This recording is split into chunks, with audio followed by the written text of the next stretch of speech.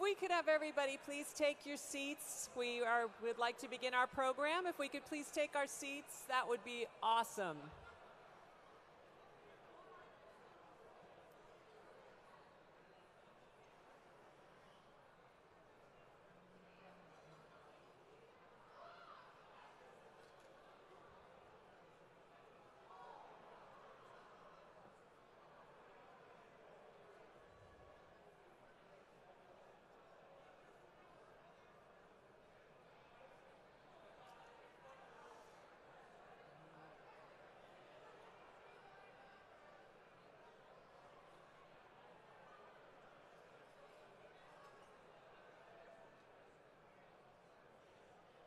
Thank you, everyone, for heading back to your seats. I know it's an awesome night and lots to talk about and lots of friends to see, and we're so happy that you're all getting to be together tonight.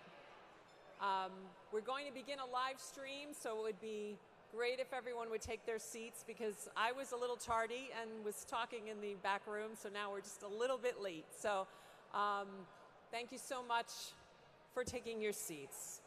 So I'd like to now welcome our live stream viewers who are joining us courtesy of Service Electric. And while many of us retreated to the relative safety of Zoom meetings and virtual events over the last 2 years, fires did not stop, and heroes did not stop responding.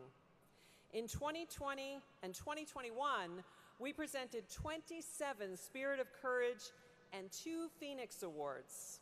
Since these brave individuals were honored virtually over the past 2 years, we have invited them to join us tonight to be recognized in person.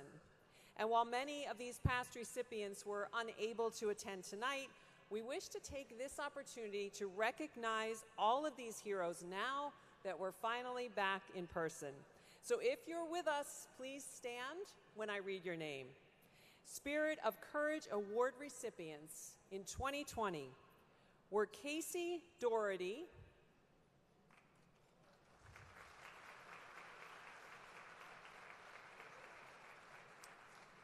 Robert Shotwell,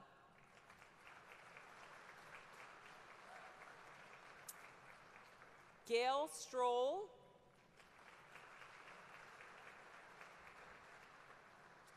Justin Peakai,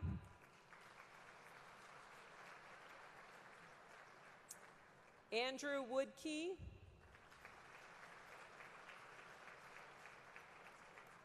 Jesse Cook, Sage Mooter, John Bezak, Stephen Zeiker, and Eric Shigo.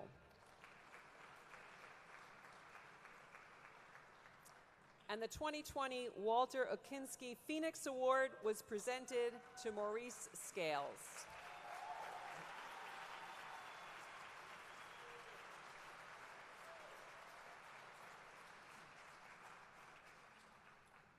It is my honor and privilege to announce to you at this time, and I ask that you please hold your applause till after we get through the entire list, including our Phoenix Awards, so we can all give them one big rousing round of applause.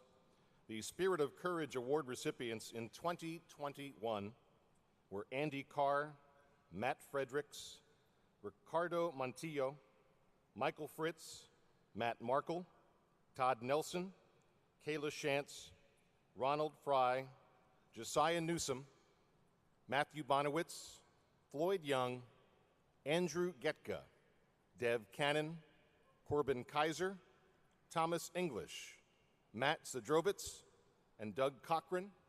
And our 2021 Phoenix Award recipient was Wendy Davis. Please give those folks a nice big round of applause.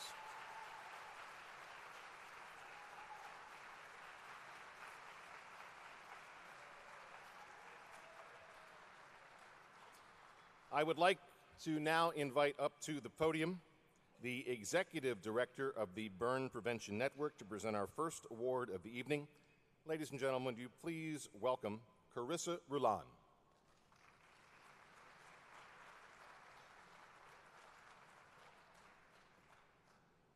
The Partners in Prevention Award is given to an individual or group that has done an outstanding job promoting fire safety and burn prevention in the community.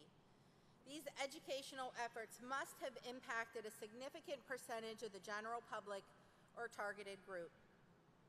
This year, it is my honor to call to the stage Dan Dillard, the retired Executive Director of the Burn Prevention Network, as the winner of this award. Come on, Dan.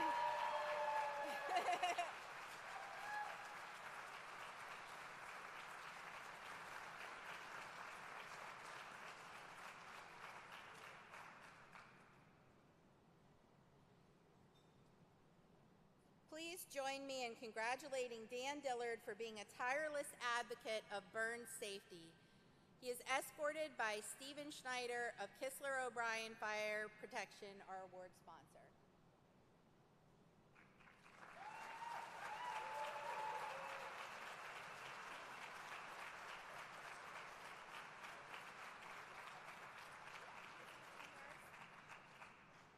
Thank you very much, Corey and Steve. A longtime colleague and friend of mine likes to say that those of us who work in the area of injury prevention is very much like planting trees under whose shade we will likely never rest. We won't know the people whose lives we may have changed or saved, but surely that will happen. The other thing I remember about this event is the most appreciated part of acceptance speeches is brevity. So with that, I'd like to thank the nominators who considered me, the people who selected me, all of the EMS people, Burn Prevention Network people, Lehigh Valley Health Network Burn team that I worked with for over 36 years. And of course, my very patient, loving, and supportive family who are with me every step of this journey. I would ask each of you now to continue planting your own trees, because even though you don't know who they are, there will be people who will rest under that shade and whose lives you will change for the better. Thank you for this award.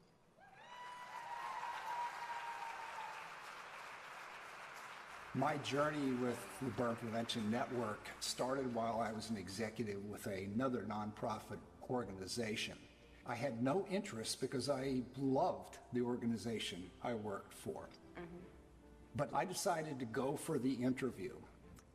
And one of the first things the interviewers did was take me into the Regional Burn Center at Lehigh Valley Health Network. And I learned firsthand what the survivors of a burn injury go through. I saw the pain, saw the suffering, and then I watched the nurses and their daily care. And I realized how much they sacrificed as well as the survivor and how tough that was on them emotionally. And then it occurred to me that the opportunity to prevent that kind of suffering was an opportunity not handed to many people. And to create an organization to do that was even more unique. So I accepted the interview and was hired. I think I'm most proud of the fact that as a niche organization, that we survived and even thrived for the 36 years I was there. And when I say thrive, there were times when we didn't know whether we were going to continue for the next month. But we weathered those times because none of us lost sight of the vision, that what we were doing was critical and it was not going to be duplicated by anyone else. So we found a way of making it happen. Becoming creative became my second career. And the fact that it's continuing today under very strong and capable leadership makes me very, very happy. I think the most gratifying piece of data we were able to recover was that looking at pediatric burn injury from the time before we did saturation prevention education to 10 years after we began that, there was a 38% drop in pediatric burns. And that was our target market. We were going after children. I'd love to take 100% of the credit for that. I don't think we can, but certainly we made a difference. What really drew me to joining the Burn Prevention Network is we had a strong nonprofit that was making a difference in the community and had already been led by someone who had a vision and had strong partnerships, and I felt that I could take that to the next level. So I would say the one thing that has, stepping into the new role that has been a challenge is we're coming at the end of the pandemic. And the pandemic changed everything in terms of healthcare. It changed everything in the way that school districts get our information out to students, the way that new mothers access our information. And it also put the pandemic top of mind rather than learning education and tips to keep families safe. And so now we're looking at innovative new ways to do that and make sure that we're top of mind for families. So the future of the Burn Prevention Network is that we will take these high-performing programs and best practices and bring them, spread them across all areas in Pennsylvania. We have a strong core staff and board and partners who are very dedicated to the work, whether it's EMS companies, fire companies, our board of directors. Everyone is aligned around the same mission, which is to keep burns from happening to another family. I think what gives me hope is every time I talk to a mother or a child who went through our programs and said that it got them out of a house that was on fire or taught them something important that kept them from a burn with their child. I'm so proud of the fact that you've not only taken this on intellectually, but emotionally, because that's what it's going to take. You have to feel what you're doing to be effective administratively. So it wasn't just me that nominated Dan for this award. It really is on behalf of the current staff and the previous staff of the Burn Prevention Network. And all of them felt that your leadership and guidance over the years took the organization to places that it wouldn't have gone without you. And we just wanted to take this time to honor you and say thank you for dedicating your life to preventing burns. Thank you, and thank all of them for me.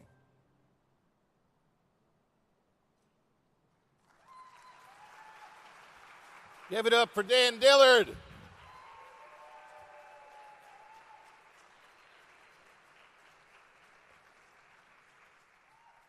Thank you, Dan. Dan and I have been friends for close to 15 years now. We met. Actually, I didn't even know the Burn Prevention Network existed. I was doing mornings up here at 100.7 WLEV, the Shep and Shelley show those years ago. And Dan heard me talk about my firefighting on the air, and he contacted me and he said, I've got something I think you might be interested in. He came to me at the station and he showed me a video, and I said, I'm all in. So this marks my 15th year standing up here at this podium, and Dan, I thank you for your friendship all those years. Thank you.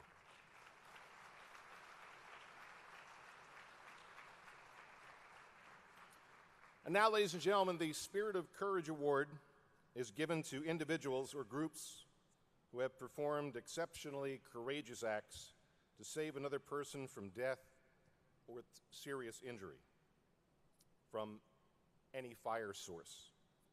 Civilians and first responders may receive this award. The rescue attempt must have involved a significant degree of personal risk, exposure to either death or severe injury. This was an exceptionally bad year for house fires. Our honorees have put themselves at great risk to save people who would likely have perished had they had not been there. And even when the outcome is tragic, their efforts are no less. Whether professional or volunteer, first responder or civilian, these honorees share a selfless commitment to their fellow man and a fearless desire to do the right thing. At this time, I would like you to join me in welcoming back to the podium Executive Director of Valley Preferred to present our first Spirit of Courage Award. Ladies and gentlemen, Dr. Mark Wendling.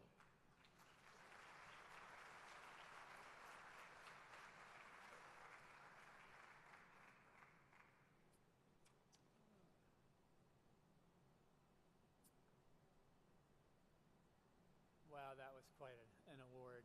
Dan, I just have to say it's been really my pleasure working with you. We had our moment there at the beginning of the pandemic, didn't we? And you talked about perseverance, and fortunately we were able to do that. So it's great to be back live. Ben Steidinger called upon his Eagle Scout mantra, "Be brave," as he was about to enter a house on fire. His courage, clear-headed thinking, and tenacity saved 3 generations of one family, as well as the family dog.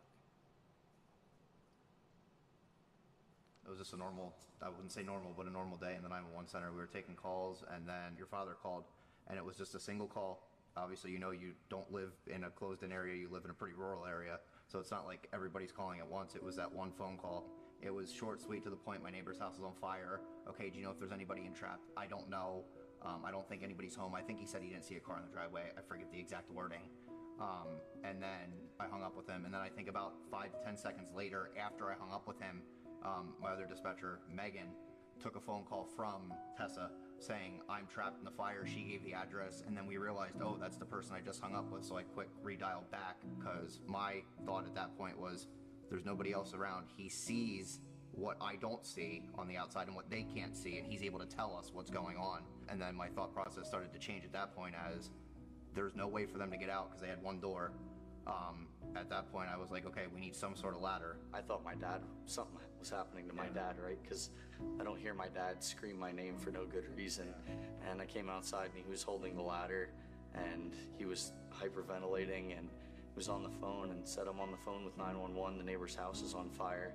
And from there, I kind of grabbed the ladder and started to run across the street. The neighbors were screaming, and I ran down to their lower driveway where I could put the ladder up. And knowing the house, having been in the house, I knew that the only exit was on fire. They didn't have a deck or anything off the back of the house. And I saw that their big front glass window was open. Thankfully, that window was open, and I was able to put the ladder up to it and get in without much resistance. I was standing there on the ladder, and it was honestly a lot of smoke and a lot of flames coming out of that house. Punched in the screen window and looked inside, and it was smoke pretty much all the way to the floor. And I thought to myself, wow, like, I'm really about to go in there. And turned around to whoever was there outside the house, and I said, "You're sure they're in there, right? Because I'm about to climb into this burning And house." that's what I was telling your dad most of the time too. I said, assure him they are in there. We have them on the phone still. So that was another thing, is I know your dad was a little hesitant, as any father would be, to watch his son go into a burning house. Yeah, I can't imagine it from my dad's point of view, but that was the last thing on my mind at that point. It was punch the screen in and crawled into the house. Thankfully, I was wearing a ski hoodie, and I was able to pull the shirt up over my face and kind of pull it tight and crawled along the floor. But with all the smoke and a fire burning around me, it was a little disorienting. But I was able to kind of shuffle my way along the floor back to the back bedroom and pounded a few times and kind of gave it one good thud. And with that, they opened the door, and the mother, the grandmother, the infant, and the dog were all in the room, and the grandmother was about to pass out. She said if wouldn't have gotten in a little bit later, it would have been different story. Took the young mother out first, the 23-year-old girl, Tessa, and kind of grabbed her and threw my arm around her and guided her along the floor out to the ladder and got her on the ladder, kind of crawled along back through the back bedroom again, and got little baby Emma out, 11 months old, and ran back through the floor trying to cover her up as much as I could, and got her to Tessa.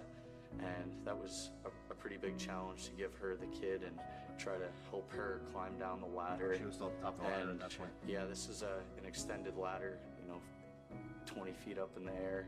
And I kind of told her, look, you're climbing down this ladder right now, and this is how we're gonna do it. And I climbed back up inside and ran back in and grabbed her grandmother and brought the grandmother out, at which point I was just about ready to pass out. A lot of smoke and just sense of delusion. I do remember when I got you on the phone at the end of it to make sure everybody was out, you were coughing pretty hard, and Yep. you could definitely tell you could took in some smoke at that point. And at that point, I had all three humans out of the house, and they were screaming about the dog, and I went back in one more time for the dog, and the dog was kind of a little bit to wrangle and snapping at me, and I got the dog by the harness and carried the dog out, at which point I was like, all right, this is it. I was able to get out and kind of looked around, and I was like, holy smokes, this actually just happened. And then the fire company showed up, and I think it would have been too late if And that's what I nobody told your would've dad, gone. because I think at one point he said, no, the fire department's going to be there before I can do anything. I said, unfortunately, you don't know that. I need you to try to do something, because if not, these people could not end up well. I need you to get a ladder over there at this point. At least try until they get there. If you take the ladder for no reason, you take it for no reason. At least we got to try. And Yeah. hearing there was a baby inside, I have 3 children at home.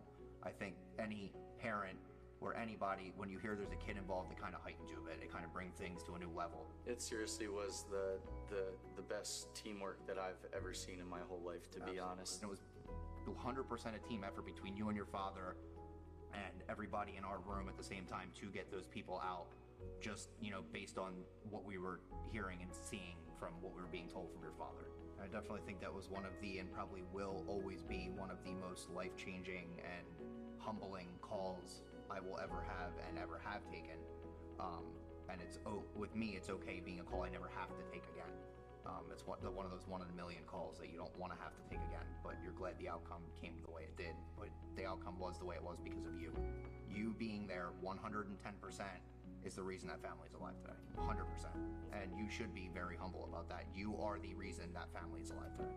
Thank you. Appreciate it.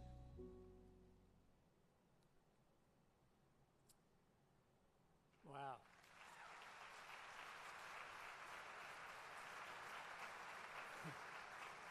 Please join me in congratulating Ben Steidinger for persevering through thick smoke to save his neighbors, and 911 dispatchers Shane Devlin and Megan Saltzman for demonstrating the teamwork necessary to execute a rescue from afar. They are escorted by Nominators Chief Jay Scheffler and Deputy Chief Randy Metzger of Gurmansville Fire Department.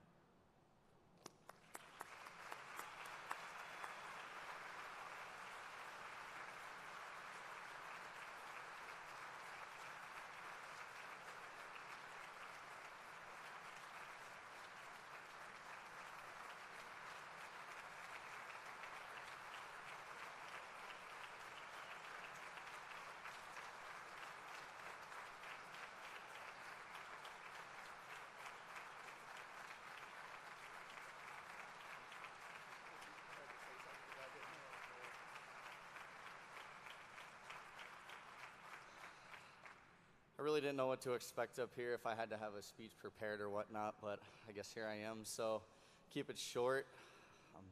Last thing I thought to myself before I climbed that ladder was, Scout is brave, and I thought of my brother who is here with us, Jakey Steidinger.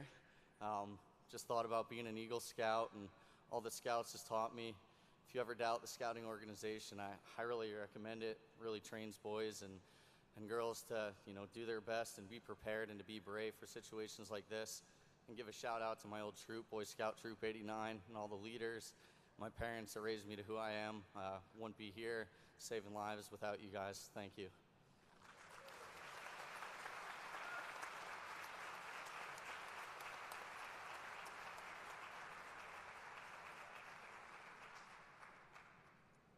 Yeah, I didn't think I'd be up here either, but I just want to thank Ben for being a great citizen. We have a lot of great people in Heidelberg Township as well as all across the Commonwealth, and it takes a lot of guts to do what he did. I listened to a lot of 911 tape. The dispatchers were unbelievable that day. They don't get a lot of credit, and we don't see them. And on the fire end, and after listening to 35 minutes of 911 tape from this call, there's no doubt in my mind that the family that's sitting over there wouldn't have made it. And it's a testament to all of these guys. So I appreciate everything that they've done. Thank you.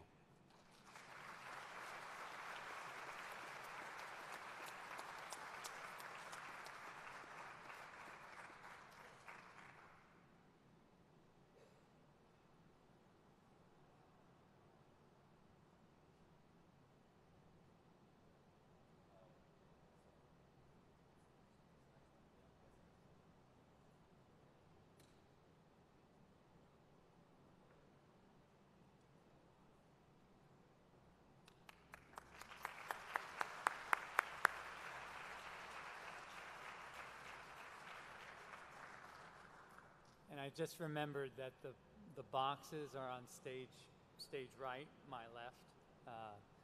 So the flow is going to be from my right to the left. All right, boy, that was quite a video.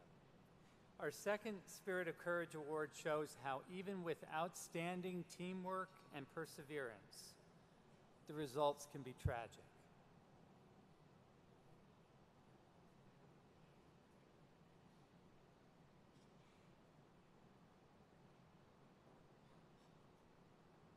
Without question, that's the hardest call of my career so far, and I hope of my career ever. And it seems like it's a call that's never really going to be in the past. I think almost everybody who responded that night was at home fast asleep. It was raining, it was a very cold, kind of miserable, foggy night. The 911 dispatchers actually had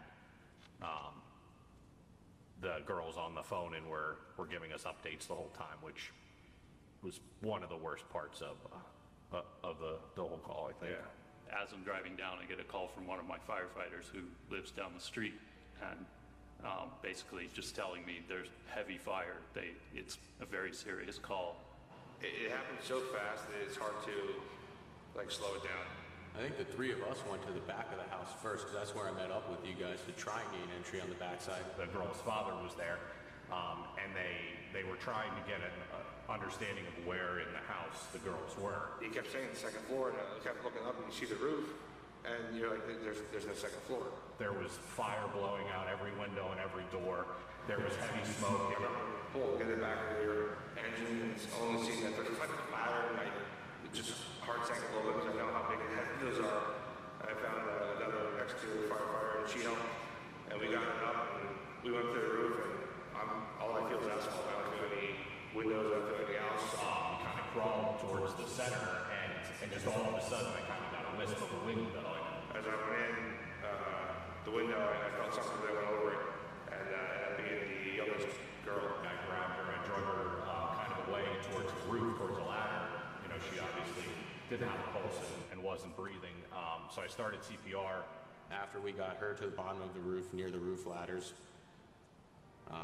Chris had started making entry to get to the second child, and I went back up and I started going in when he had the second one, and him and I worked together to get her out. Just inside the window, I get oriented, start a search, and just immediately find the girl just a couple feet inside the window, and passed her over my head out the window to Eric.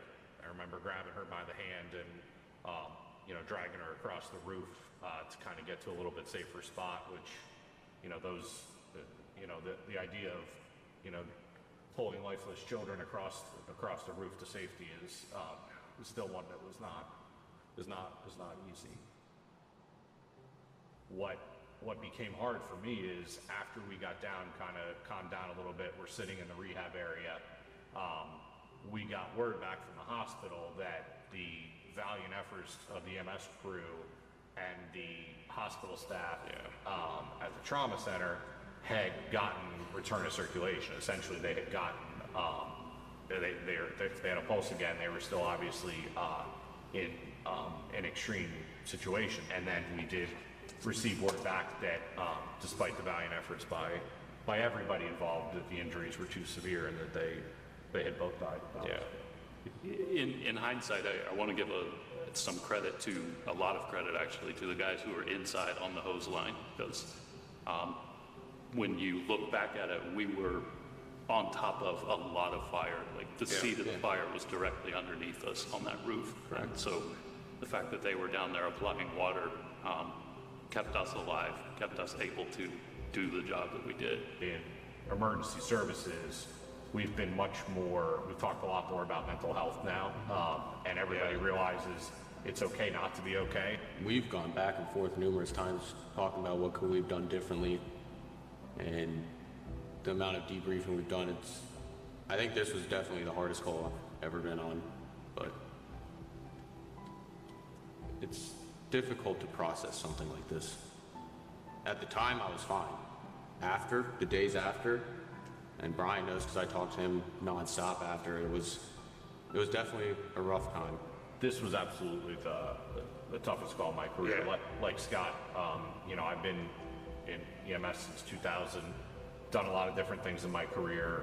Fate, death is not something that is new to me by any stretch, but this call impacted me for sure in a way that others didn't. We've talked about this before. It sort of inspired us all to go to the next level with what we're doing and train harder and just be ready for anything at any time. So in some ways it's been beneficial to us. It drives crew, it drives training. We all wish it hadn't ever happened, but we try to make the best of it by letting it improve us in the long term.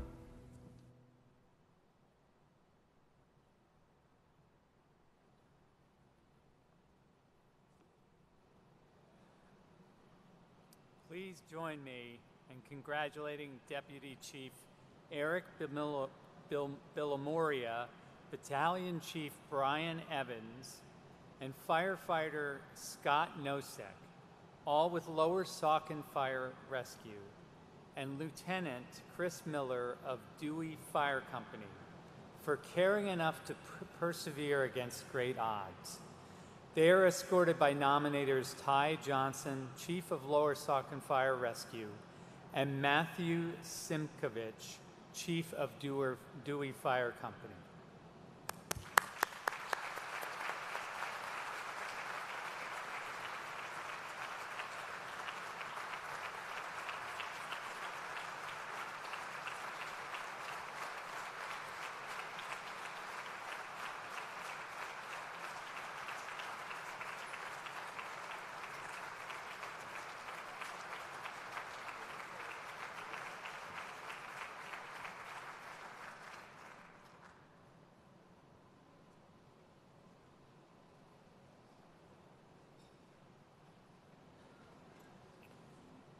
Thank you, everyone.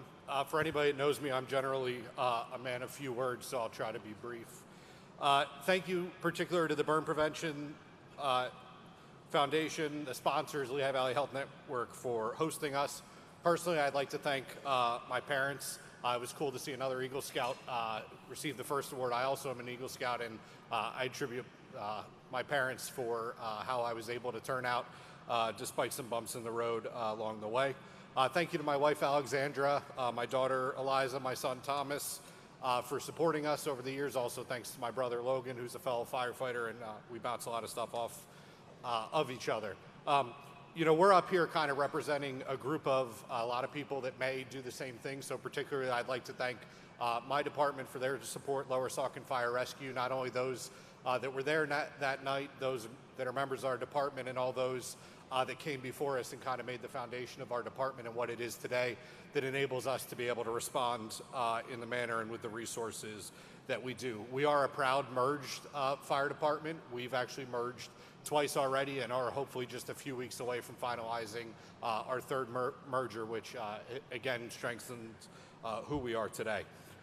We do humbly accept on behalf of everybody that was on the fire ground that night. We were one part of this. There were valiant efforts by the first arriving police officers, by the Northampton County 911 dispatchers who were on the phone with the victims, heard the crews make entry to the room and locate the victims, and we're constantly communicating updates with Incident Command to help guide our efforts.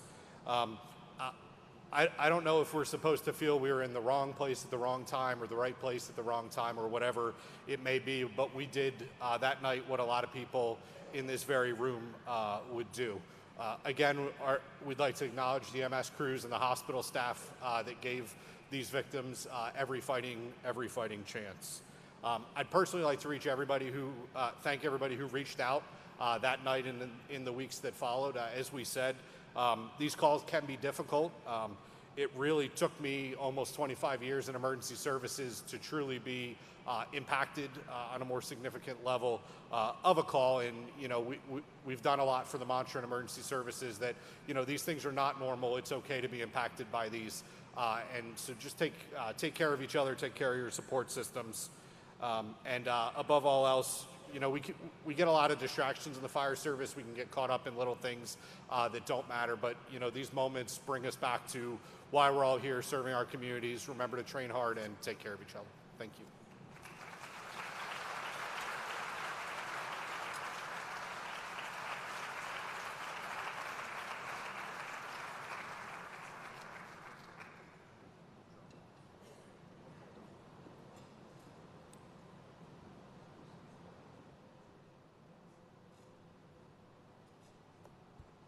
Last year was a particularly tragic year for fires in Reading. Our next 3 awards go to members of the City of Reading Department of Fire and Rescue Services.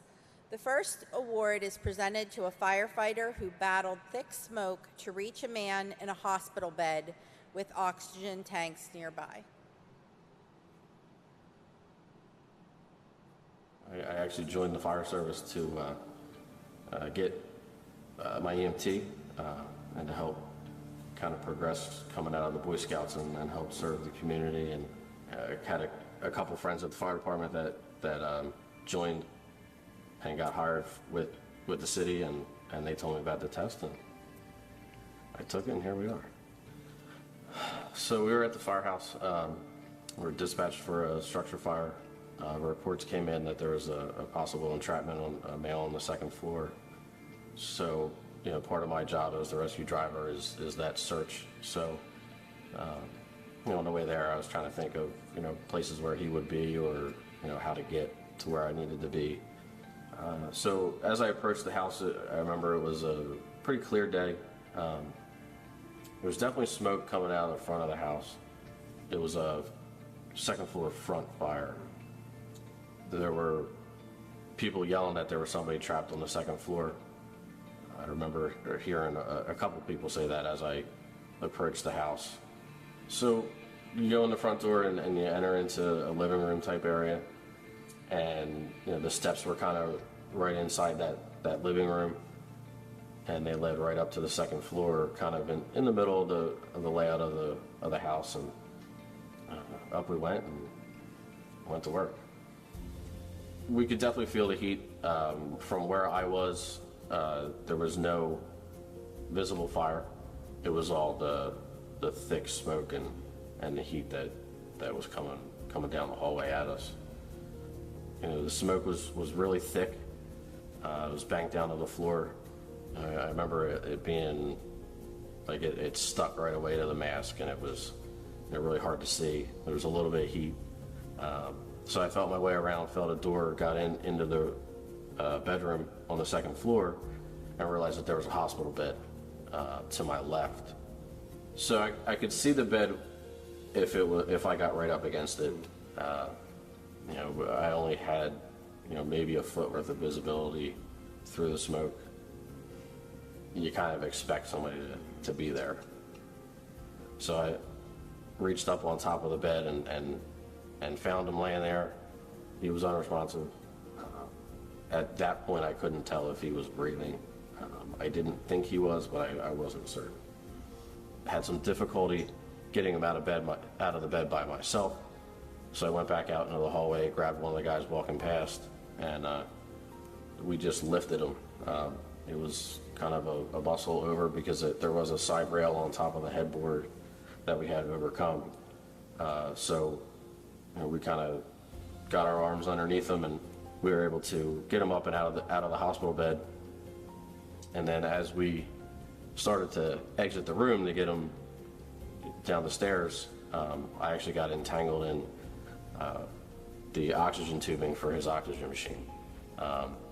And I kind of fell forward as we made our way towards the door and had to get myself untangled as they continued to extricate him down the stairs and get him out to EMS.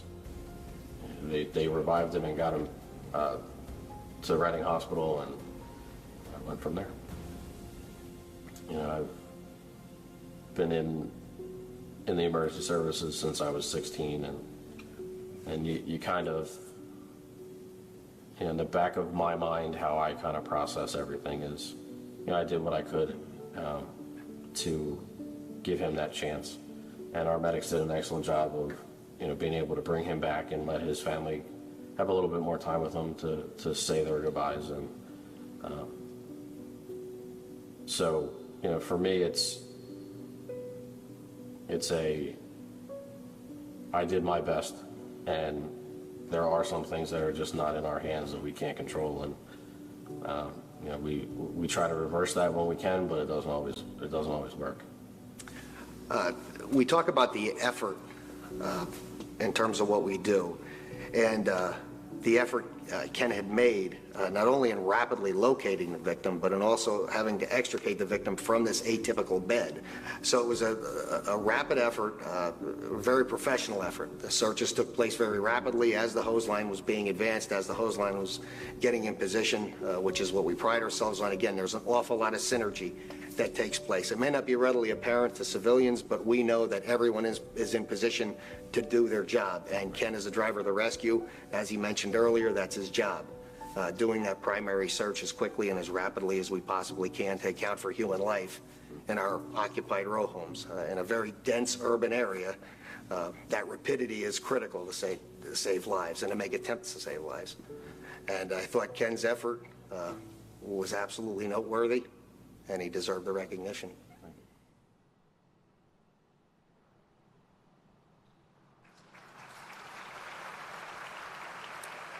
Please join me in congratulating firefighter Ken Brooks for combating the conditions in the oxygen tubing to bring a man out of his burning home. He is escorted by James Stout, Chief of the City of Reading Department of Fire and Rescue Services.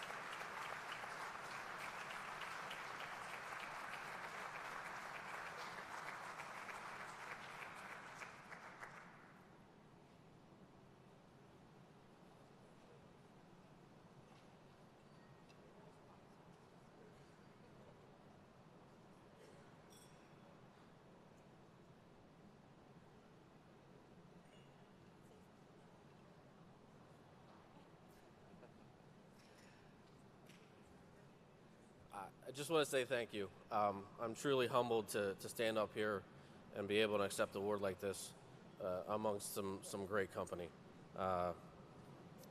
Small part in a great department with a lot of tradition, a lot of pride, and it means a lot to me to be recognized for what we do every day. And if it wasn't for the men and women that I work with, none of this would be possible, and we work together as a team to get the job done. So I want to thank the Burn Network and the sponsors for a wonderful evening and to putting on an event like this. Thank you.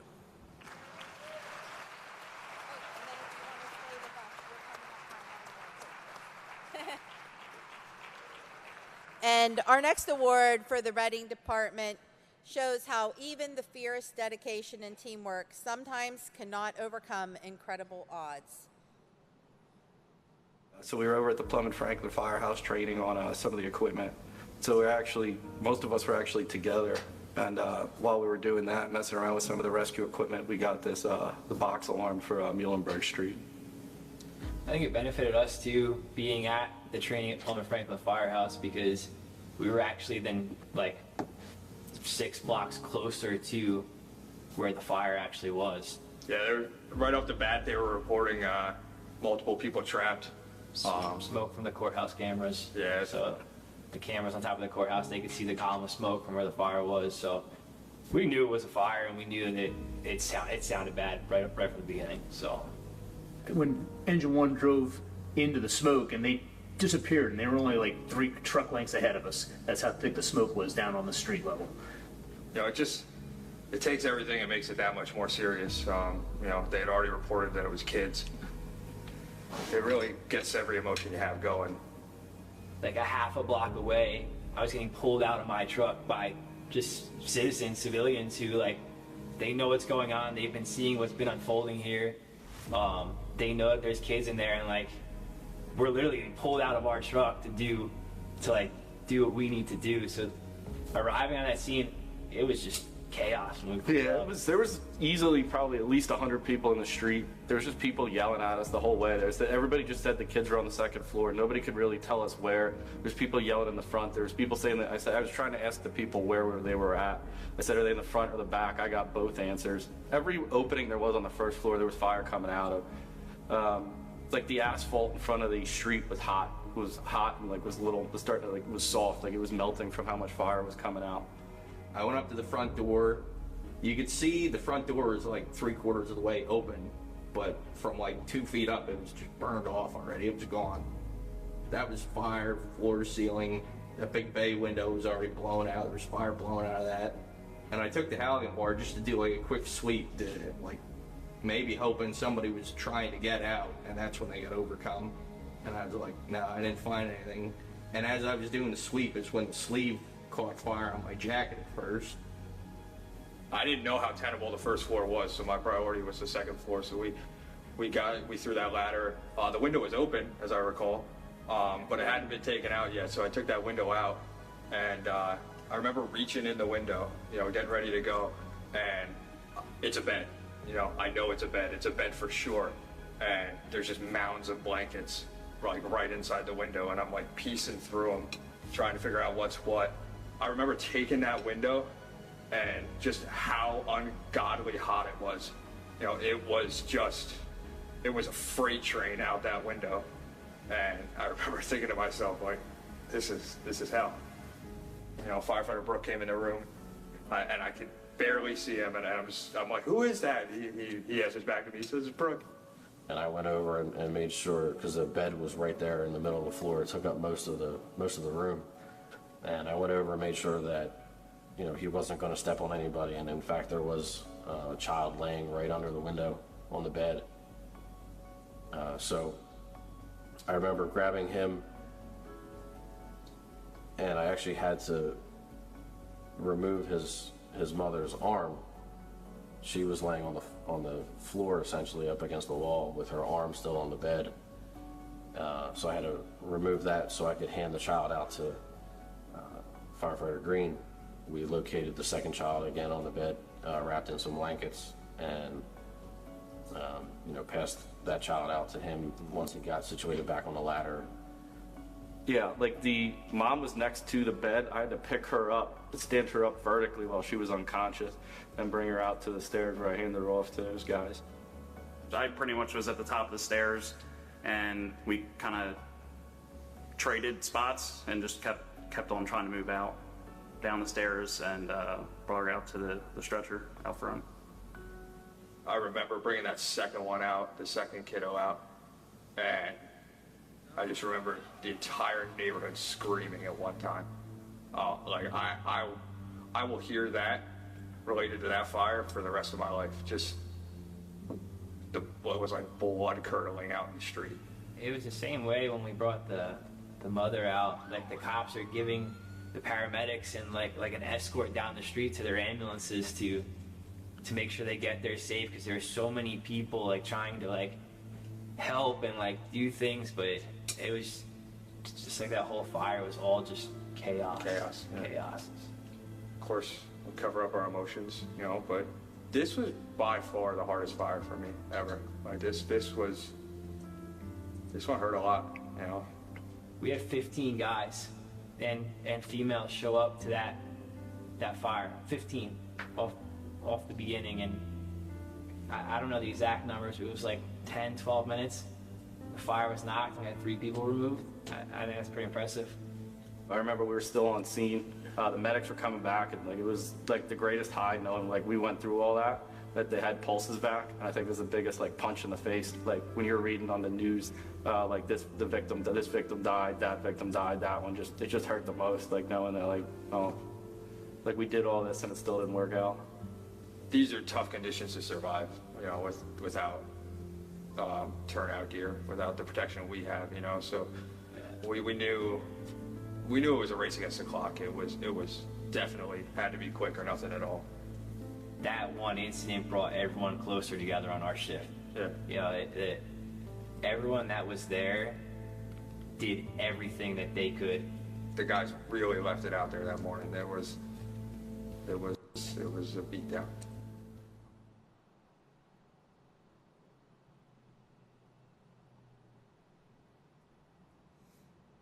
Please join me in congratulating firefighters Matthew Azralan, Kenneth Brook Jr., Timothy Conti, Joshua Green, Cody Schaefer, Jeffrey Schrack, and Patrick Walls for doing all they could for this family.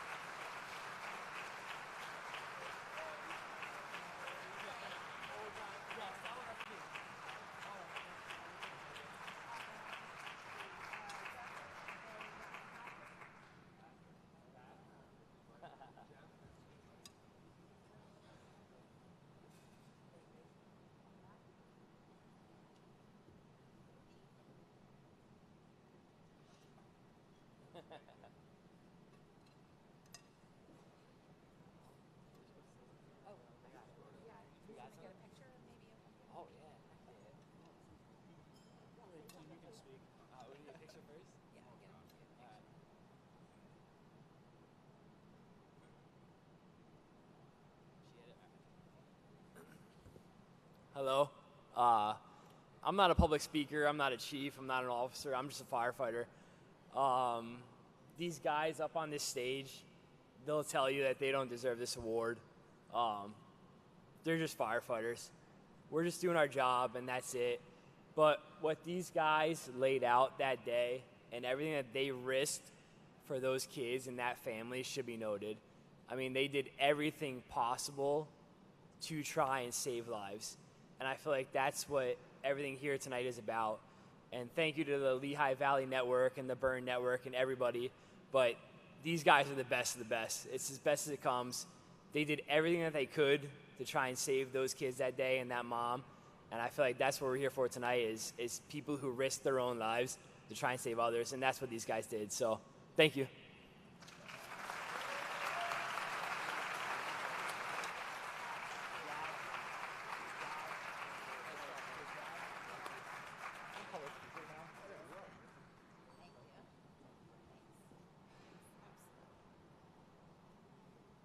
Our final award for the Reading Department goes to 2 firefighters who battled quickly deteriorating conditions without the benefit of a hose line, while also fighting the clutter inside a home. June 9th, 2021, it was shortly after 10 o'clock p.m. We were dispatched. They came in with entrapment. When they dispatch a structure fire with entrapment, something else clicks in your head. I don't know what it is, but it gets that 6th or 7th sense moving. When they dispatch with entrapment, everything just, you try to move faster. It was a 3-story, middle of the row house.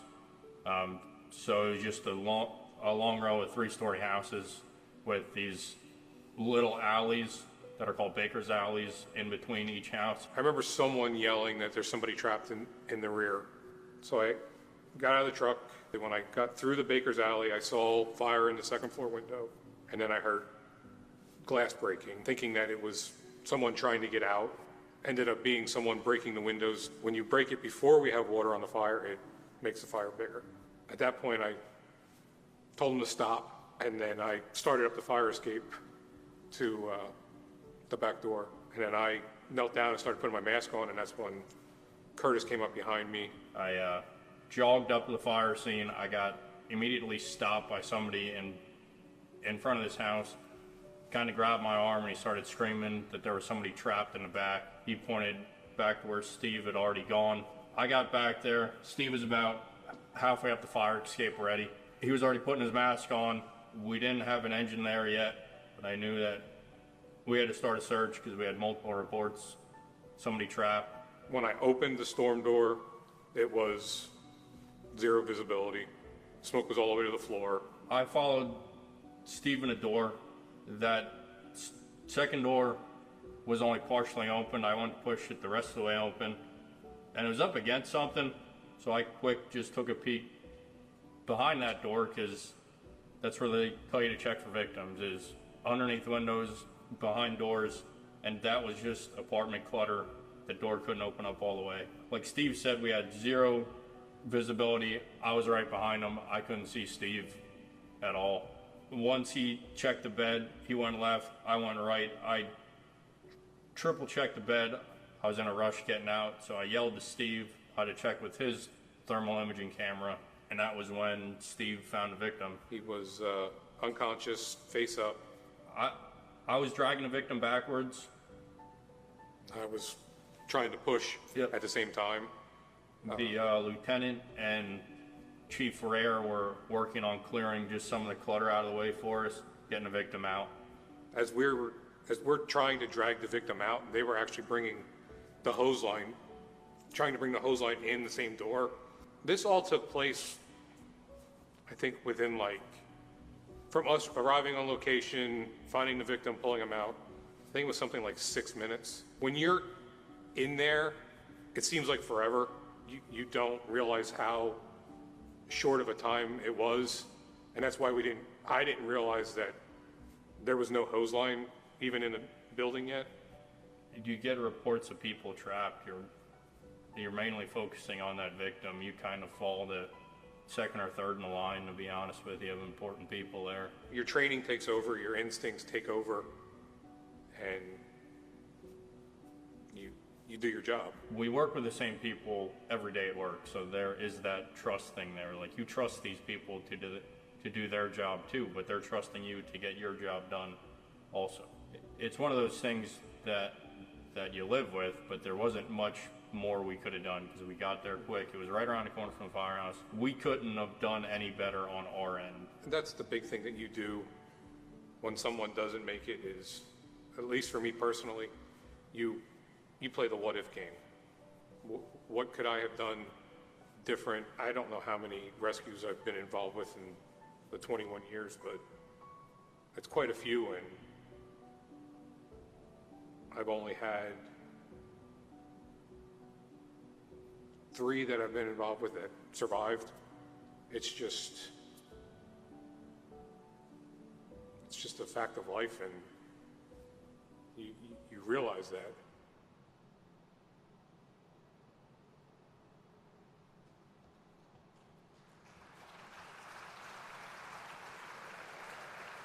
Please join me in congratulating firefighters Curtis Naus and Stephen Turner for going in even before there was water on the fire.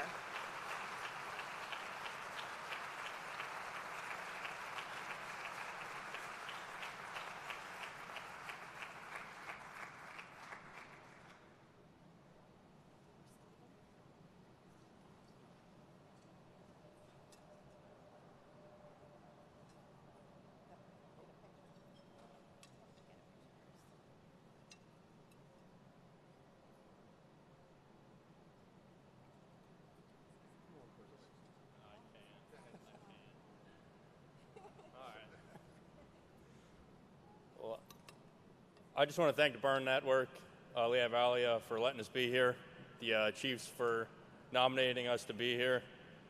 I personally think I'm one of the blessed ones. I got the greatest job in the world, work with some of the greatest people in the world. Thank you.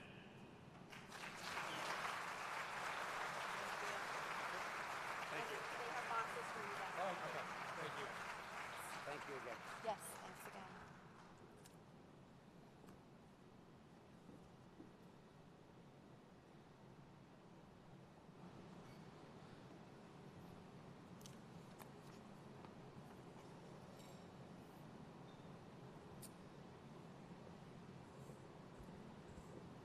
If not for the quick response of two of Nesquehoning citizens, a young child and an elderly woman would likely not be with us today.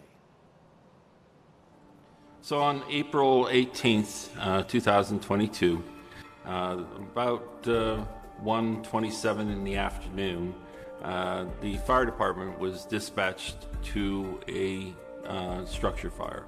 Upon being on the scene, I established command, and we began to fight the fire.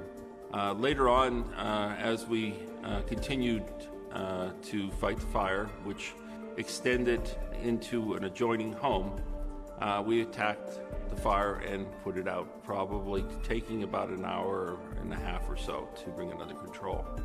When doing my interviews, it was brought to my attention that our mayor, Tom Cotner, and also another local businessman, Robert Watkins, had gone into the structure and were able to rescue some children that were inside.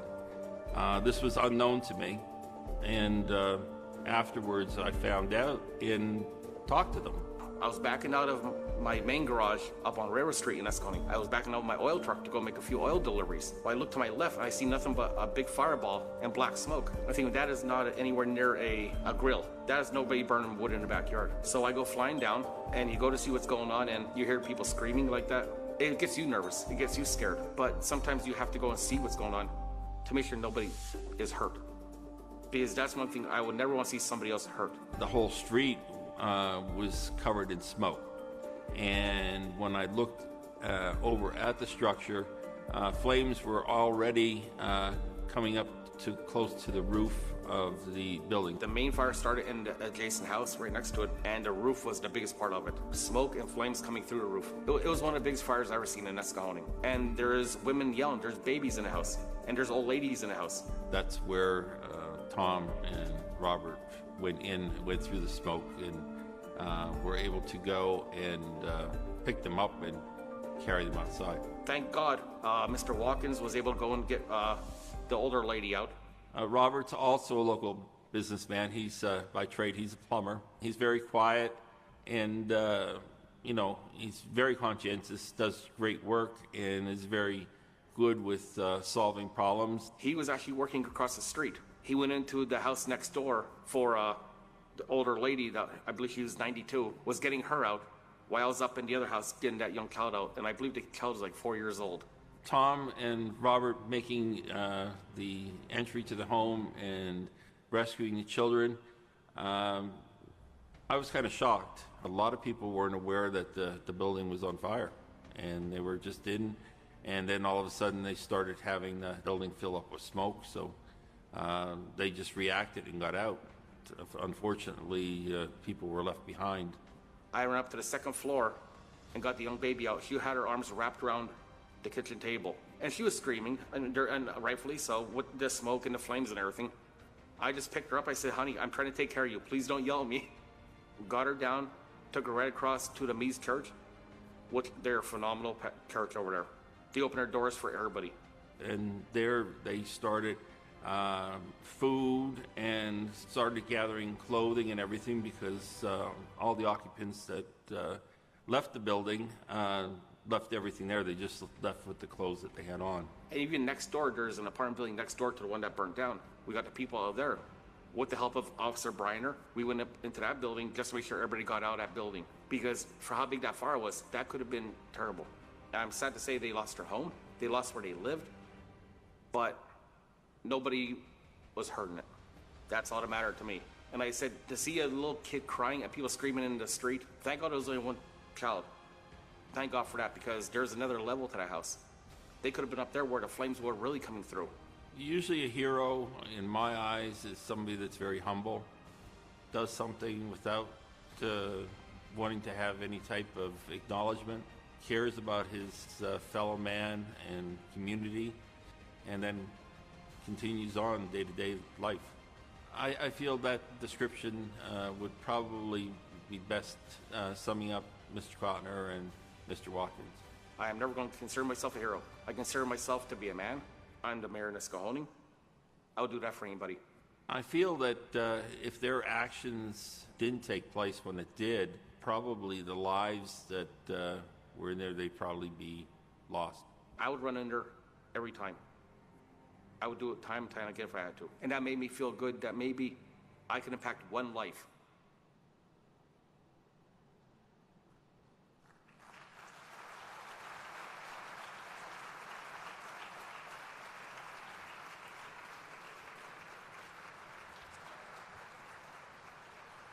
Please join me in congratulating Thomas Katner and Robert Watkins of Nesquehoning for not hesitating to run to someone's rescue even without gear. They are escorted by nominator John McCardle, Chief of Nesquehoning Hose, Company Number 1.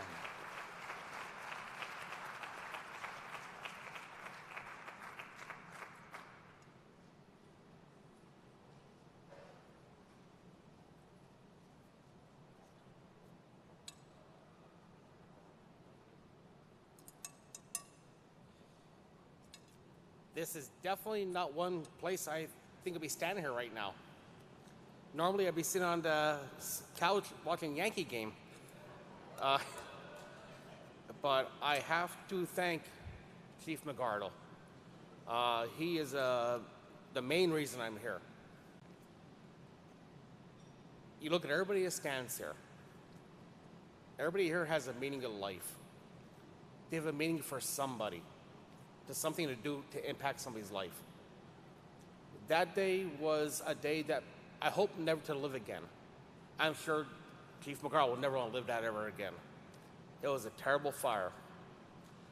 And my hopes are, in simple words, that a young person, anybody else, can never be hurt by a fire like that. I tell it to a lot of people. I'm not old. I'm not young. I'm 30 years old. I lived a good life. Good parents. I have a beautiful wife. I have 2 crazy dogs. I love the Eagles. I love the Yankees. But I would do it again in a heartbeat, because that is what a man is supposed to do, is take care of somebody else. Once again, I have to thank Chief McCardle, a great man, a great chief of Nescahoning, and I hope we could do something like this, but in a better way. Not because of going into a structure, but because maybe we could do something on a positive note to impact every town that we live in. From here to wherever you want to live, or you could live. Impact somebody else's life in a good way. Unfortunately, we're here in a bad way, but a good way. Celebrate everybody that helps somebody else. Thank you.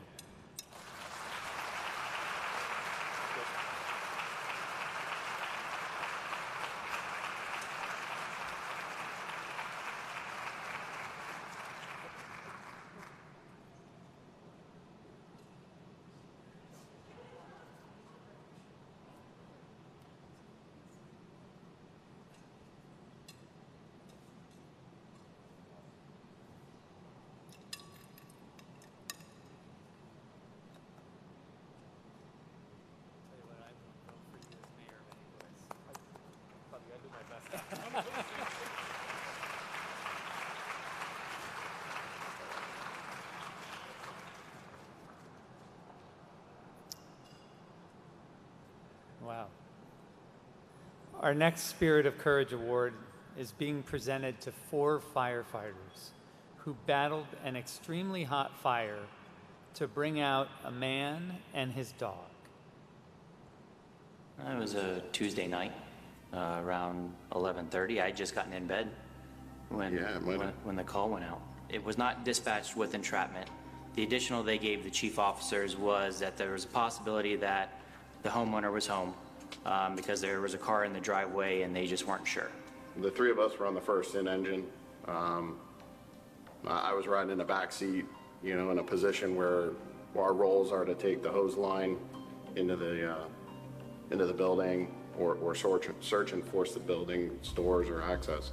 I noticed there wasn't a lot of fire. It was mostly just smoke and haze over the area, which was a little different than what we were used to for, you know, working dwelling fire, stuff like that. Yeah, I arrived after Chief Dotson, and I asked him, what do you need? And he goes, I think there's entrapment, so you're going in with the engine crew. We were at the door, and Rich took the door out and got us entry. Made entry into the house. There was smoke from floor to ceiling, and as I was going in, there was zero visibility. And as I got maybe 10 feet in the house, I heard water running, and I wasn't sure what that was. Made our way in and found out that it was a fire in the kitchen, and the water I heard was a broken water pipe from the fire that was in the ceiling in the kitchen, fortunately keeping it in check. And then I think Ryan and Rich were upstairs, and I went up to them with the camera and got to them and did a little bit of talking. And then Denny had called out over the radio. I don't remember what he said. And so I left the camera with Rich and Ryan and went backstairs and found Denny again. There was 2 doors, and one on the left he took, and then I took another door and I opened it. Maybe I tried to open it. It only opened about 3 or 4 inches, and I put my hand in and I felt something, and I was able to push the door a little bit more. And when I looked in, then unfortunately I saw the first thing I felt was the dog, and then the gentleman laying there. So then I radioed out that we had a victim, and started the process. And it was hard though, because it ended up being the bathroom, and you couldn't get into the bathroom because the dog and the gentleman were laying there, and you couldn't get the door open more than about 6 inches. I forced the door, pulling it off its hinges. We removed that door, and then at that point we found the dog and the homeowner at that time. First out, like we said, was the dog that Captain Takas pulled out, that took that outside, transferred care of the dog over to PD and another firefighter. Went back inside. They had the victim about a quarter of the way through the living room, jumped in to give a hand to finish extricating the victim. Yeah, due to the smoke conditions, it was really difficult to see in there and where we were. Right, trying to just get him out the way we came in. Yeah. It all happened really quick. It did. Yeah, it was pretty tight. I remember the hallway pretty narrow and a 90-degree turn at the bathroom there. Looking back at the times from on scene, from when we were listed on scene, to victim extrication, I believe it was only like 3.5 to 4 minutes or something like that. It Wow. wasn't very long at all. From the firefighter side, we did everything we were supposed to. Everything went right on our side. It's just the outcome is not what we hoped for at all. Yeah, and it's surprisingly the water that we did here, when the smoke cleared while I was extinguishing that fire in the ceiling, all the cabinets were gone. So there was an intense amount of fire that was there that was hot enough to actually melt that copper piping and the sweated fittings.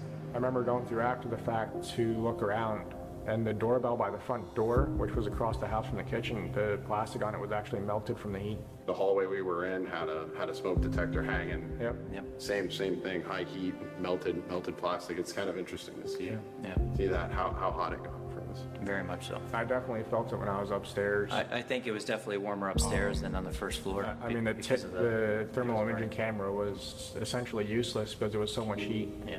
You couldn't differentiate anything.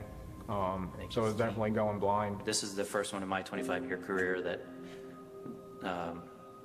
had to pull somebody out, and they could have waited another 25 years. Yeah. It's one of those things that I'm glad took a long time, and it was okay if it would never happen. You never want to have that outcome. Most of the times, it's, like they said, it's the homeowners or the residents calling in. This was actually called in by a neighbor that was outside. I believe he said he was smoking a cigarette or something at that time before going to bed. Noticed a little bit of smoke in the area.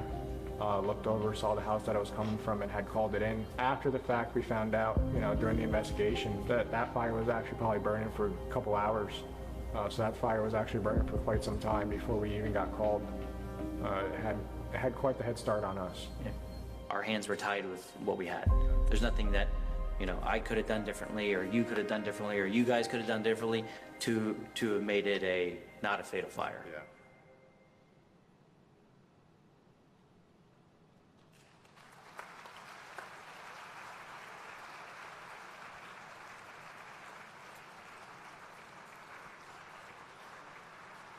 Please join me in congratulating Ryan Chu, Assistant Chief Richard Rowland, firefighter, and Dennis Takis, Safety Officer, all with Eastern Salisbury Fire Department, and Joshua Wells, Chief of the Western Salisbury Fire Department, for their perseverance.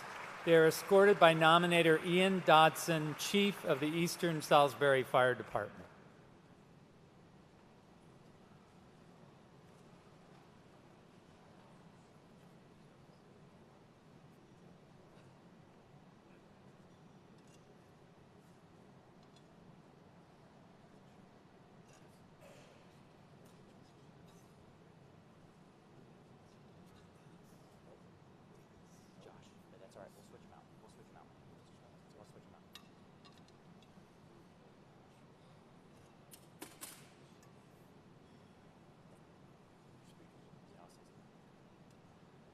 So the outcome that night obviously is not something that we wanted, and it didn't go the way that we all want.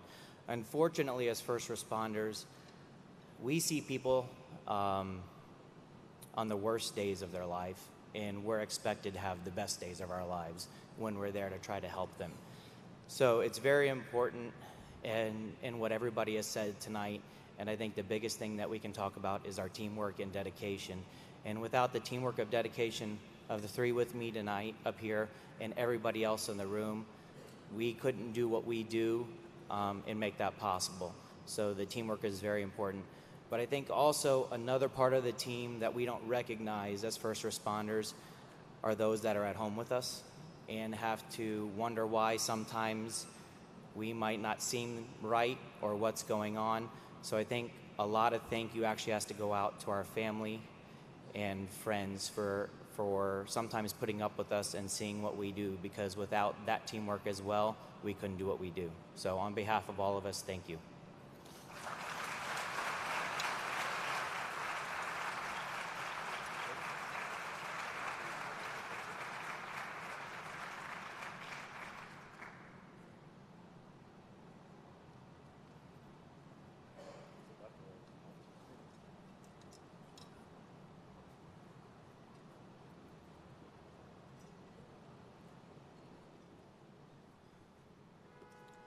Our next Spirit of Courage Award is being presented to a firefighter who had to be ready for anything during a demolition derby.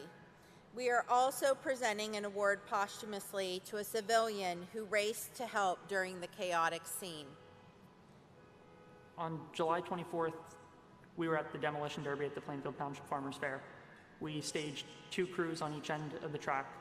In the event that an incident happens, it's not uncommon to see small fires, leaks, minor injuries. The fire department provides emergency services to the entire event as well as the fair. In the case of the demolition derby, we provide 2 crews on the track, and our job is essentially fire response. It's not uncommon to see 2 cars hit each other, small fire breaks out in the motor, we go out, handle it, put it out right away. If somebody gets hurt, we go out, get them off the track, and into the care of EMS right away. Part of the demolition derby rules, I believe, are if a fuel tank on the vehicle is located in a certain space, I believe it's behind the axle, they have to do a fuel capsule inside of the cab of the vehicle. And that's usually a small couple gallons, it's nothing big. And we believe that this vehicle had the fuel tank relocated inside the cab, and at some point during the race, it had leaked or been ruptured from damage. At this time, 2 cars collided, and the fuel tank that was in the cab of the vehicle had ruptured at some point. When the vehicle came to a stop, the driver stopped his car. They were alongside the wall. We observed him take his helmet off, undo his seatbelts, and he climbed out over the hood. When he was stepping from the hood to the wall to exit the track, the fuel found its ignition source, engulfing him and the car in flames. When the vehicle became engulfed, the passenger compartment of the vehicle was involved instantly. When the vapors lit off, it created this loud whoosh that was actually heard across the street at the second part of the fair, and a fireball rose into the sky from it. It was an instant, fully involvement of both the driver and the vehicle. We left our staging area at the corner of the track immediately. Myself, firefighters Mike Daly, Logan Daly, and Chad Bowden ran up to him. Prior to us getting to him, a track official from alongside the track and another driver that was also alongside the track immediately started to attempt to help him try and smother the fire out. When we got there, I was the first one to get to him. I had a 20-pound dry chem in my hand, and I opted not to use it. Being an EMT, I didn't want to risk compromising his airway with dry chemical burns. My best course of action was going to be to jump on top of him. And when I jumped on top of him, at that point the fire was coming out from underneath his back because his clothing was burning, pushed him down into the grass, and that fire pretty much immediately went out. The clothing alongside of him was still burning, immediately started pulling that away from his body. My partner, Mike Daly, came up behind me.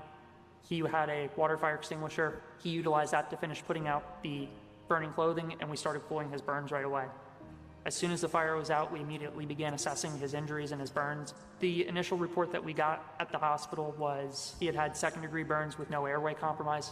When I jumped on top of him, I didn't feel anything. It was literally a second I was on top of him. It was just enough to push him down into the dirt, get him to stop kind of rolling around because he was flailing. He had his back arched, and I just wanted to flatten him down and get that to smother out. But at that time, there was nothing to really be felt at that moment. It was just, this is what needs to be done, and we're going to do it right now. For a few seconds, the world stopped turning. Everything was dead silent on that track. It was really something else. One person that absolutely played a crucial role with assisting us was paramedic Dan Weber from Suburban EMS. He happened to be in the crowd with his family that night, and he witnessed the incident happen, and I don't know if his feet ever touched the ground getting out there, but as I was assessing him, I had a tap on the shoulder, and I looked over, and he was there to help us. I didn't feel like I was in danger at any point. I know it takes a lot longer for that to burn through my turnout gear than it does his clothes, and it's an assumed risk at that point. You know, somebody needs help, and if it results in myself getting hurt, then so be it. You know, as long as their injuries are minimized and they're able to go home to their family, it's worth it. The thing I find most rewarding is knowing that we do provide a positive impact on people. What we do, people call us because they have nobody else to call. They call us because they're in trouble, and we're there to help, you know, no matter what it is, whether it's your house on fire or we're pumping out your basement during a storm, we come out and we help whatever way we can.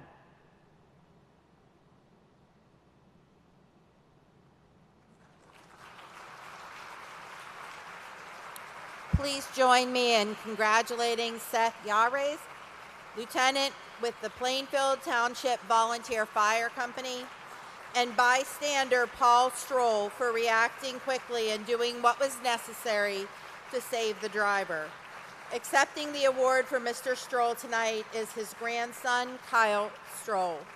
They are escorted by nominator Alexander Cortezo, Chief of the Plainfield Township Volunteer Fire Company.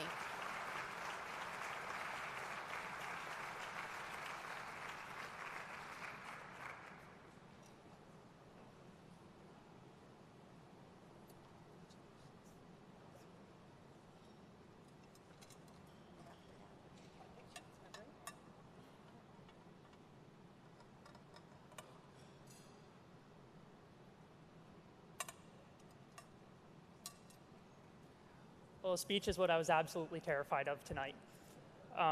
It's not often we witness an incident from its beginning stages. Usually when we get a call, we have time to mentally prepare ourselves. And in this case, we did not have that time. I'm fortunate enough to be surrounded by fast-thinking firefighters that were able to adapt and overcome and do what needed to be done in that moment.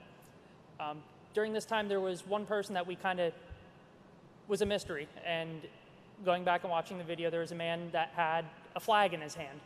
And he started essentially beating the driver before the fire department got to him. One day, Chief Bass called me in reference to this, and he goes, "Do you know who the man was with the flag?" Not a clue. He goes, "I'm going to find out." Sure enough, Chief Bass managed to find out who he was. Unfortunately, we found out that Mr. Stroll is no longer with us. However, tonight I had the pleasure of meeting his grandson, Kyle, who is here to accept the award on his behalf. So I'd like to also thank Kyle on behalf of his grandfather for his assistance in helping for a favorable outcome of our patient that night. Thank you.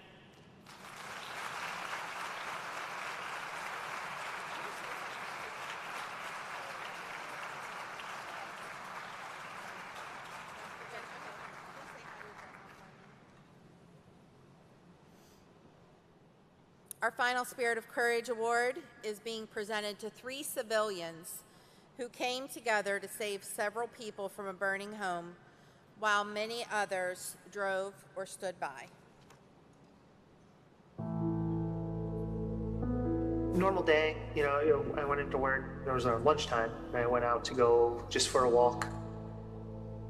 Just a break in the weather, and we were all looking to get outside a little bit. And you could see smoke between a couple buildings, wasn't really sure what it was. It was so fast and just kind of a blur. If nobody noticed it, I don't know. It probably wouldn't have ended maybe the same way.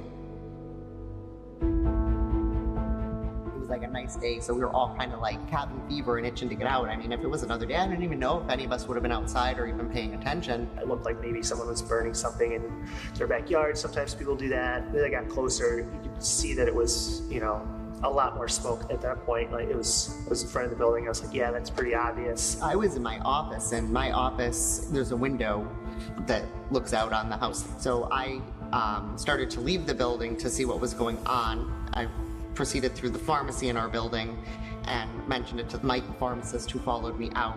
Called 911 to let them know, gave them the address. It was just kind of standing back at first until a gentleman came out of the house.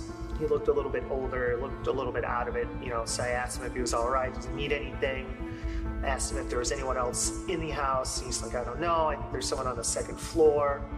Mike went in, I grabbed the gentleman and was like, come on, I got him across the road. So at that point, I went in and there were a couple doors up there, they were all closed, so I started banging on doors, yelling for people to get out. This lady who lived on the second floor finally came out, got her down the stairs. Mike was trying to see if he could figure out where the fire was coming from, and then he and I just went room to room on the first floor just to make sure that there was nobody else in the house, and then I was periodically nagging at Ken to come back down, and then I think at some point in time Mike's like, yeah, he should probably get back down here. He was keeping us aware of the flames because he was at the rear of the house, which is where the fire was. He could see like when the flames were getting worse and when the smoke was getting worse. It was a smoke like no other smoke that I've really witnessed before. It was thick and it was black, and it burned like when you were breathing it. It was an awful, awful smell. The actual firefighters, when they showed up, if it was bad when we were in there, it was worse by the time they had to go in. The smoke on the ground level where we were in the back of the house was really bad, and towards the front of the house where the front door was that we were exiting through was not as bad. It was starting to get worse as we were getting them out. When you left at that point and looked out down between the houses, like the flames were just bursting out of that section of the house. Yeah. It was huge. It was like, maybe I shouldn't have been in there. Yeah, we kind of went in, and looking back on it, we didn't really pay attention to like whether there was any safety concerns. We just wanted to make sure that there was nobody left in the house. I think it started in the walls, so we didn't notice the flames at first. The smoke was very heavy. Then when we started getting them out, the flames started coming through the back of the house, and at that point in time, I think it registered with us that it was pretty serious. The guy who owned the house was the first gentleman that we got out, and he just wanted to go back in. no smoke detectors or fire alarms going off when we entered. I think it was just confusing, and he just kept trying to turn around and go back in. We were like, you can't go back in, it's on fire. I don't think he really understood what was going on. I think it was just like everything all at once. He was a little disoriented. We were outside with them for a couple minutes, and the fire department showed up and pretty much took over. You see them show up and get to work and just like do what they do. Yeah, they were just like, they just pulled those trucks up and they just like dispersed, and they really did a wonderful job. And took care of it really quickly. But the smell of that smoke, I think I'll probably have in my nose forever. I've been watching the progress. They're actually rebuilding the house. Yeah, I was happy to see that. They put a nice new roof on it. Looks like they're starting to do the structural part of the house now. So yeah, they redid the back where the fire started. I probably wouldn't want to ever have to do that again. Probably would have happened, but it definitely was scary when you look back on it. And then our employers, we have cameras on the outside of the building, so when everything was said and done, they had showed us the video, and I was like, huh, a lot of smoke and flames coming out of that house, and I don't think that we even realized it until after we had exited and we were standing in the parking lot once the fire department got there. I don't think we realized how bad it was. People at work and then my families, they were just like, oh my God, like you guys did such a wonderful thing. And I think all three of us just kind of felt like, you know, anybody would have done that. There was people. So I'm saying that we're heroes, which I don't quite feel. I was just being a neighborly passerby. Yeah, you know, the local police and local fire departments and local EMS, I definitely hold in very high regards. I think they do a really hard job on a regular basis. So I would say probably those would be my heroes.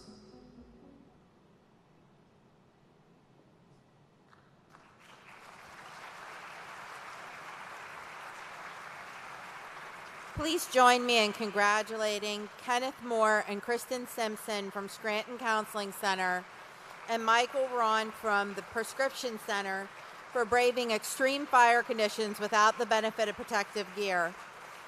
They are escorted by nominator Bill Citrino, Executive Vice President of Clinical Services, Quality and Compliance for the Scranton Counseling Center.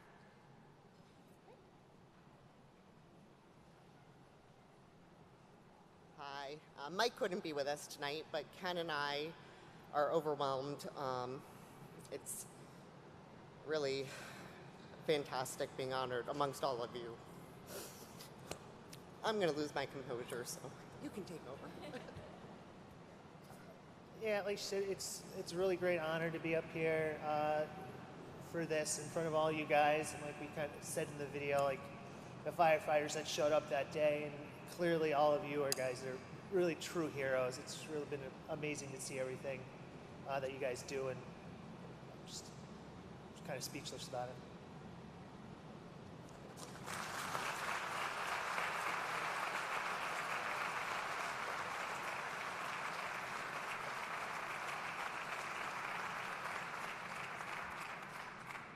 And Michael couldn't join us tonight, but we will get his award to him.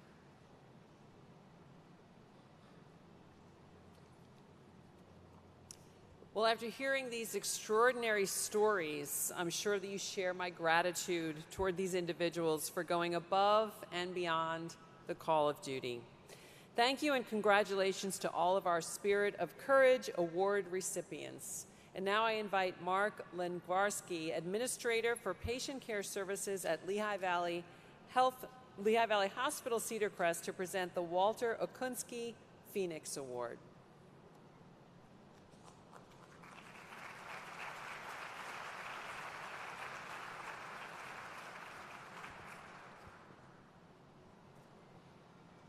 Like the mythical bird that this award is named for, the Phoenix Award symbolizes new life after fire.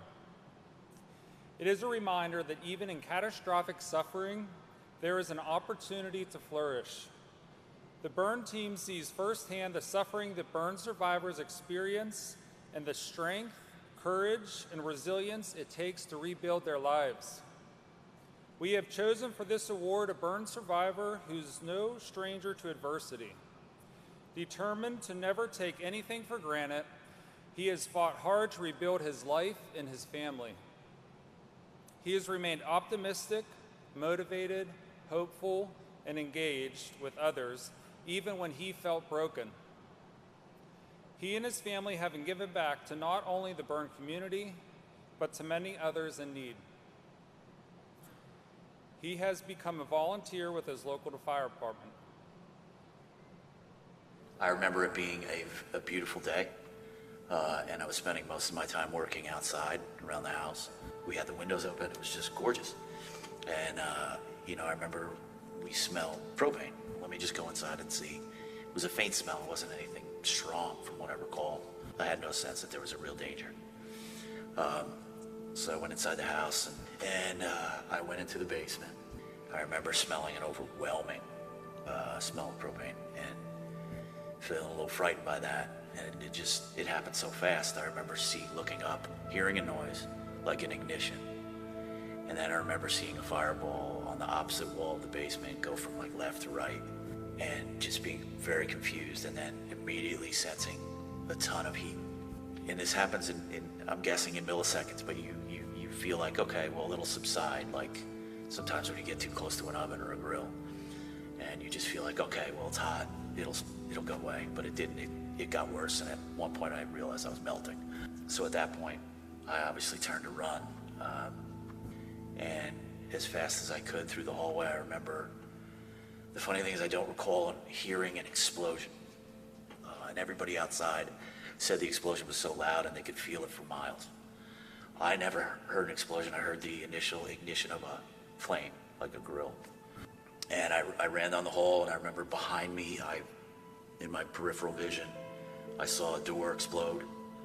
And I just kept going towards the screen door, the front door. First thing I did was run to the grass and roll. And then I settled down the grass. I did hear my father-in-law say, "You're not on fire." So I settled there, and I realized the injuries were very, very severe. After I was still for a second, then it hit me like, where's my son? And I remember how terrified I was. And I just yelled, "Where's my son? Where's my son? Where's Brody?" And I looked over to the left where I saw Megan on the grass away from the house, kneeling and holding my son. And then I was like, thank God, and then I put my head down and I just waited. I don't know at what point I heard sirens. I was told that at some point that an ambulance was gonna have to come pick me up to take me to the helicopter be airlifted. And then I remember inside the ER shouting everywhere, but there were people coming to me immediately. They started cutting off my clothes. So we hopped in the car and I made it 3/4 of the way to the hospital, and I called because I didn't really know where I was supposed to see him and go find out where he was, and they told me that I had to turn around because I couldn't come. Because of COVID, no one was allowed in. Which was really hard. I got a chance to talk to Chris for probably less than a minute when the hospital called me back and talked to some of the people in the ER. And, they handed him the phone and basically asked me if I could, approve having him, what I guess I didn't realize was put into a coma. And I had to approve that, yeah. And so they said that his throat was closing up and that I needed to give approval immediately. I didn't realize it would be about 60 days until we got to talk to him or see him. I found out later that I got some serious infections. My heart rate was off the charts, and they were worried that I might go into cardiac arrest. They had a hard time controlling that. Some other things I think I got sepsis. They were just a staph What infection. I learned, is Lots that of different things. some things are almost inevitable. I was so glad for a number of reasons that it happened to me, and that no one else besides our dogs were in that house. But also that I think if it was me who had to keep it together, take care of our son, make sure you protected him and, from what was going on, having to manage everyone else in the family, wondering what was happening. I cannot imagine that amount of stress, and I don't think I have the strength that you have to do that. I think I would have broken completely. For me, I think being in the coma was the easy part. You never forget the people who were there to help you through that. And Alicia meant so much to me, as did just about all the staff that I came into contact with. So I felt just a desire to want to give some of that back, to do that, to be there. I remember it took you a little time before you felt ready to do that, but one of the things right off the bat I noticed, you're always wonderful about sharing and being open and honest and vulnerable, but also wanting to make sure you're checking in with other people and that, you know, that they are part of the conversation, that you get a chance to connect with them. That was something I was interested in doing, and I think it would be really meaningful after everything that happened and how so many people were there for me. I'm glad for the opportunity. It's given me a sense of purpose too, and a sense of fulfillment that I don't think I had before this. You know, really to heal and just to figure out my life going forward. We've done the Christmas groups and things Yes. too, and it's nice to see like the full families Right. too, which is kind of cool, and seeing other people's kids. And So to be involved in what gives you a sense of community with other people who are experiencing similar things is really comforting, you know, and it gives you strength and courage. It gives you a wider sense of family and support. That's, you know, invaluable. It's hard to quantify how much I've benefited from that. I feel so grateful, number one, just to be alive. And for sure there were things before this that I took for granted. Like, I didn't need this to figure out that I loved my wife and my son.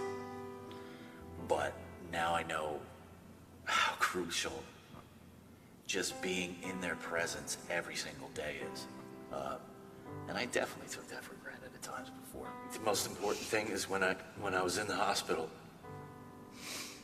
and I just so desperately wanted to get home to my family, and it wasn't even a decision. It was just like, I'm gonna do whatever it takes to get out of this bed.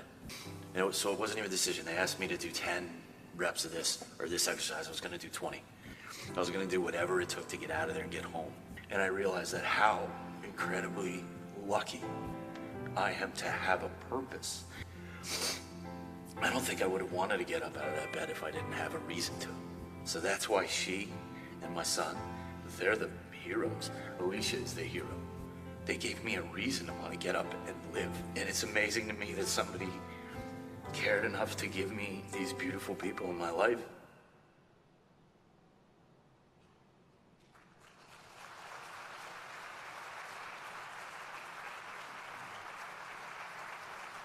It is my great pleasure to present the Walter J. O'Klusky Phoenix Award to Chris Gadella for his ability to not only pick himself up every time he falls, but to pick up those around him. He is escorted by nominator Alicia Elliott Levy, former clinical social worker in the Lehigh Valley Health Network Regional Burn Center.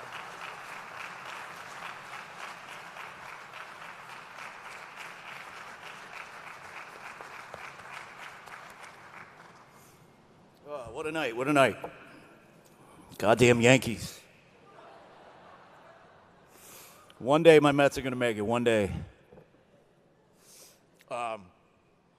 Wow. Thank you for everyone who was involved in putting this night together. Bear with me, I got a lot of thank yous. I could have been at initially had a laser procedure scheduled for today, so this is a hell of a lot better than that, I tell you that. As honored as I am and humbled and surprised to get this award, I also, to be honest, I don't really feel like I should have any business being up here, let alone closing a show and a program that honors true heroes such as yourselves, firefighters, police, EMTs, all the first responders, all the healthcare workers, doctors, nurses, techs, counselors, everyone. There are some people here tonight, I believe on this side and peppered throughout, that were actually there the day I came into the hospital and spent a good deal of time taking such great care of me. And I can't thank you enough, Josh, Mo, Alicia. I love all you guys, and you're an inspiration, and I would not be standing here tonight if it weren't for people like you. And this award is as much yours, if not more, than it is for me. So I'd ask every firefighter, every first responder to stand up, every healthcare worker, please stand up so we can actually thank you. I know thank you doesn't actually do it, but I think you should stand up and let us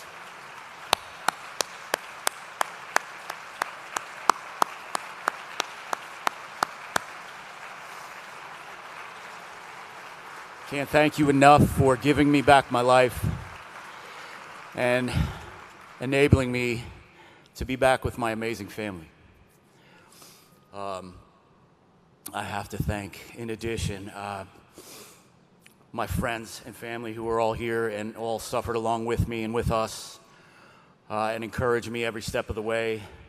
You're all burn survivors as well. I can't imagine what you had to go through, and I thank you so much, and I love you so much for all your support. For my parents, for my mother, my father, who taught me the value of family and taught me the importance of trying to be decent. I cannot thank you enough, and I love you so much. And to everyone who had a hand in rescuing me, rescuing our possessions, trying to put the fire out in our house, trying to save our dogs, taking care of me when I was at the hospital, trying to put me back together. Thank you doesn't really do it. All I can say is that I am so grateful that there were people who thought that I was providing something of value to the burn community and nominated me for this award. And even though I don't really fully understand it myself, I will hold on to your belief and your faith in me and try to honor that as I go forward. And I can't thank you enough. Last but not least, I need to recognize my amazing wife, Megan, and my incredible, beautiful boy, Brody. And I wish you would stand up because this is your award. Because you are the reason, and when you go through something as traumatic and catastrophic as we have several times in our life, if you don't have a reason, I don't know if you can survive. And I am been so blessed, and I am so grateful that you are there in my life to give me every reason to fight. You are my reason to strive. You are my reason to try. And I love you so much. And I would not be here today without you. So this is your award. Thank you.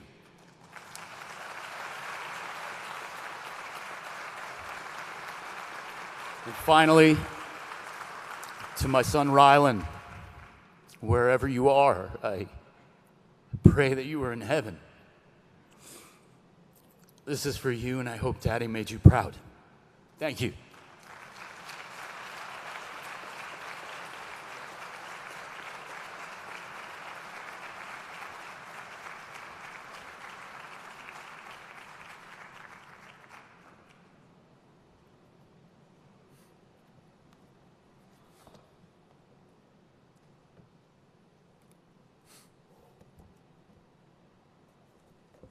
Thank you very much, Chris. Well, ladies and gentlemen, it has certainly been once again an evening of inspiring examples of courage in the face of danger and adversity. We have been moved by these stories and motivated by their dedication of those who demonstrate what it means to truly care for others. Now, as we conclude tonight, I'd like to thank you on behalf of the Valley Preferred Spirit of Courage Cabinet for joining us to honor these heroes, for the support in our continuing efforts to prevent the devastation of fire and burn injuries. I want to remind you, as you exit this evening, firefighters will be positioned at the exits to accept any and all donations to Give Burns the Boot campaign. The donations they receive tonight will be directed to Camp Susquehanna, whose video you saw earlier this evening. And in advance, thank you for your generosity. I want to remind all award recipients they should come to the stage before you leave to pick up your award box. And fire company representatives who displayed their helmets in front of our stage tonight, please remember to pick them up. You might need them. And oh, one more thing before we wrap up here. We have to give props where props are due. Go Eagles, go Phillies.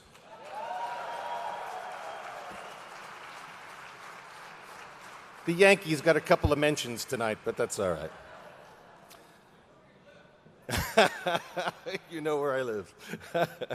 And finally, we would like all our honorees, their nominators, and representatives from each of our sponsors to please take home a centerpiece. Thank you very much. And now, ladies and gentlemen, we will formally retire the national colors. I would ask everybody in the tent to please rise.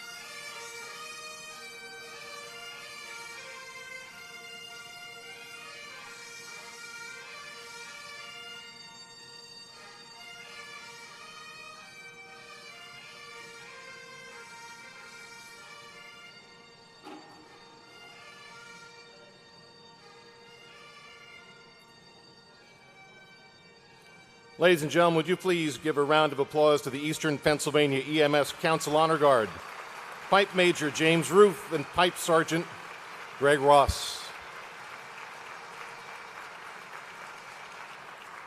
This evening, ladies and gentlemen, is all about selflessness, sacrifice, and overcoming insurmountable odds.